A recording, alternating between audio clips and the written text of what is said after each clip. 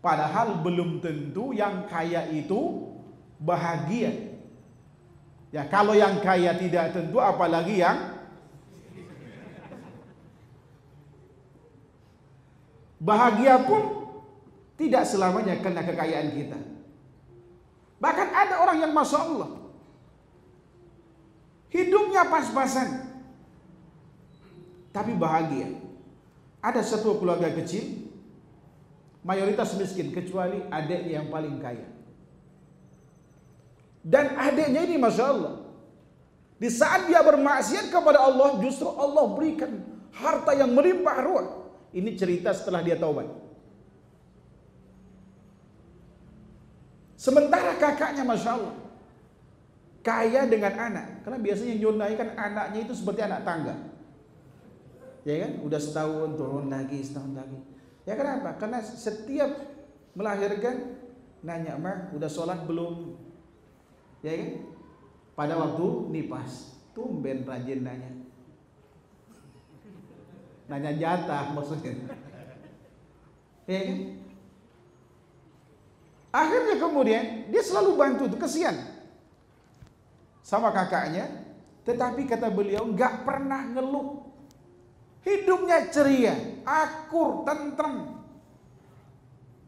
jarang berantem sama suami. Sementara dia hartanya yang melimpah ruah, dunia terasa sempit.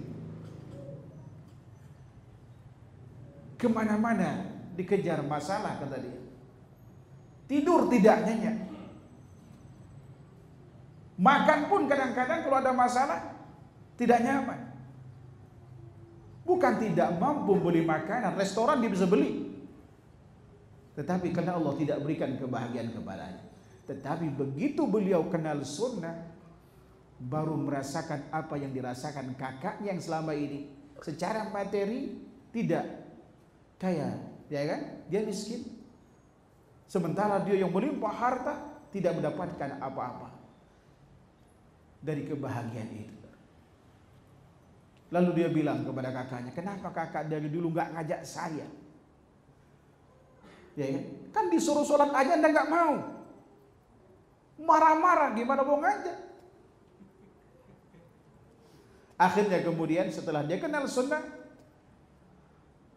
beliau berikan hadiah haji saudarinya, satu keluarga. Kemudian dia lakukan perubahan total dalam hidupnya. Dia memilih jalan kesalehan sekarang setelah maksiat kepada Allah. Bahkan penasihat pribadinya yang bergelar KH depannya, kalau di Kalimantan itu plat mobil, ya kan? "Pak Kiai, mohon maaf," kata beliau, "selama ini Anda ngajarin kami begini-begini, ternyata setelah tahu itu adalah kesyirikan, nggak boleh." Ibunya marah karena dianggap anaknya lancang pada sang guru tadi. Selama ini yang dipuji oleh mereka, dikagumi, didengar omongannya. Tetapi anak begitu tersentuh hidayah, kata kiainya apa?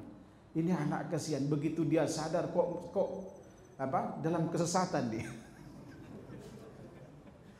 Orang kenal sunnah dianggap kesesatan karena melihat jenggot yang panjang, istrinya kemudian cadaran, kemudian celana jingkrang. Ajaran apa yang dia pahami gitu. Akhirnya kemudian dia tegas, "Ustaz, saya nggak bisa lama-lama." Ya kan? Dia selalu, saya bilang udah nasihati beliau dengan baik, siapa tahu kalau bertaubat, Masya Allah manfaatnya besar. Tapi rasanya susah Pak Ustaz. Daripada kemudian meracuni keluarga saya, mendingan saya stop. Udah saya berhenti aja. Putus hubungan, marah ibunya. Prosesnya lama itu. Ya karena dia punya duit, alhamdulillah Allah mudahkan dia.